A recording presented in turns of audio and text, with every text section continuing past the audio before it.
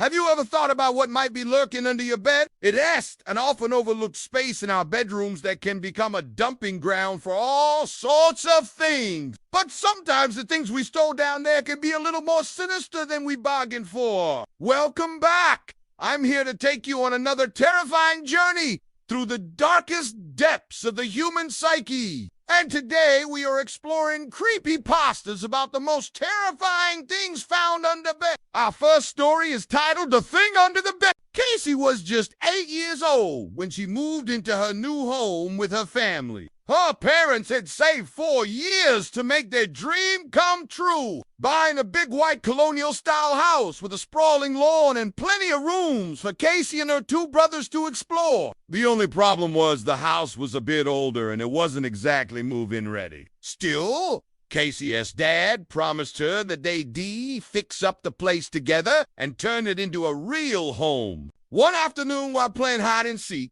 Casey found the perfect hiding spot beneath her bed. It was dark and dusty, but she loved the cozy enclosed space. That is until she heard a strange scratching noise coming from the other side of the bed frame. She tried to ignore it, telling herself it was probably just some animals, or maybe just the pipe. But then the scratching started again and something heavy started dragging itself closer and closer to where she was hiding. Casey screamed for her mom and ran out from under the bed.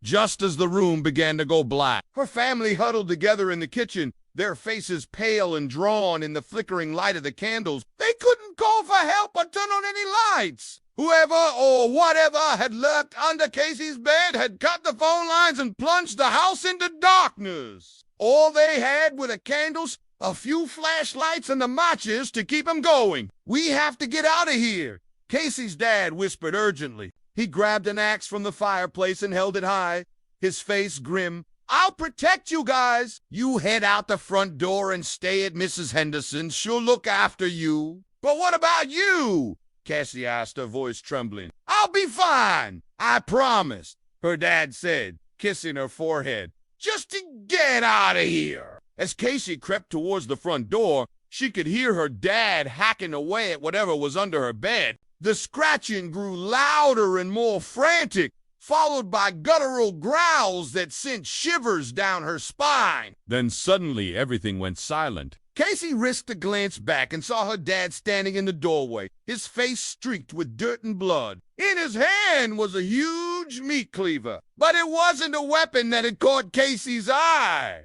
It was what was attached to it. Her dad had hacked off the head of a dog, its fur matted and bloody. But that wasn't the worst part. As Casey stared in horror, the dog's eyes snapped open and it lunged at her. She screamed and stumbled back, knocking over a vase and sending shards of glass tinkling across the floor. Startled by the commotion, the dog dropped the head and slunk back into the shadows. Casey didn't hesitate. She fled into the night, not stopping until she reached Mrs. Henderson's house. Shaking and sobbing, she explained what had happened.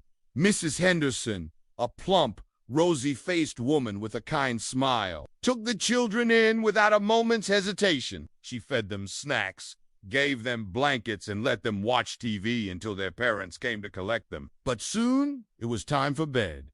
Mrs. Henderson tucked Casey in and kissed her goodnight. "Don't worry, dear," she said soothingly. "That dog isn't going to hurt you. It's harmless." "But you don't understand," Casey cried, burying her face in her pillow. "It already tried to kill me." "Oh, honey," Mrs. Henderson said, her voice soft. "You had a nightmare, that's all." But Casey knew she wasn't dreaming. She could still feel the dog's hot, fetid breath on her neck and hear its claws clicking on the hardwood floor. But as the night wore on, she started to drift off to sleep. Maybe Mrs. Henderson was right, she thought. Maybe it had all been a bad dream. Then suddenly she heard a scratching sound. It was coming from underneath her bed. Our next story is titled My Uncle. I was visiting my uncle one weekend when I decided to go exploring in his attic. It was full of all sorts of junk, old furniture, boxes of clothes, and even a rusty trunk in the corner. I pried it open and found stacks of yellowed letters tied together with a faded ribbon. I sat down on an old trunk and started reading the letters aloud. My uncle poked his head in and smiled. "What are you doing up here, Riley?" he asked. "Don't you have anything better to do?" "I found this old trunk and I was just reading some of your letters," I replied. "They're really interesting." My uncle's smile faded and he stepped inside. "Please don't read my things," he said quietly. "I want to forget about them." "Okay," I said, feeling a sudden chill. "I'm sorry. I won't read your things anymore." I left the attic and went to my room. It was small and cluttered, just like the rest of the house. I threw my stuff on the floor and sat down on the edge of the bed, staring at the worn-out carpet. That's when I heard a scraping sound coming from underneath the bed. I looked around, but there was nothing there, so I just shrugged and went back to my phone. But then the scraping started again. This time it sounded like someone or something was trying to claw their way out. I crawled under the bed to investigate. At first I couldn't see anything, but then I spotted a pair of feet. They were bare and covered in dirt. I reached out and grabbed one of the ankles. It was bony and cold. And as I pulled, a skinny, emaciated man dragged himself out from under the bed. He looked up at me with wide, pleading eyes and rasped, "Help me!" His voice was hoarse and unfamiliar, like I hadn't heard it in years. "Who are you?"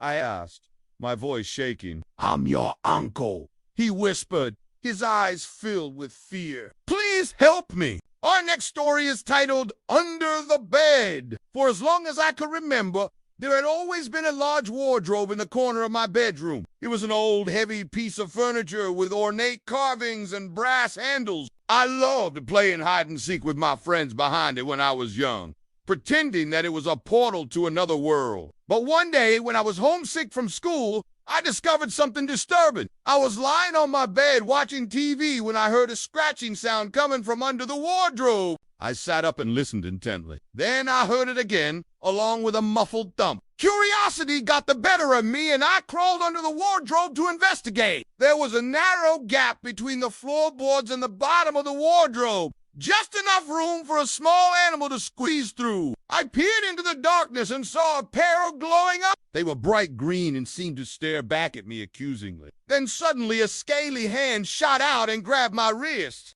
I screamed and yanked my hand back, knocking over a nearby lamp.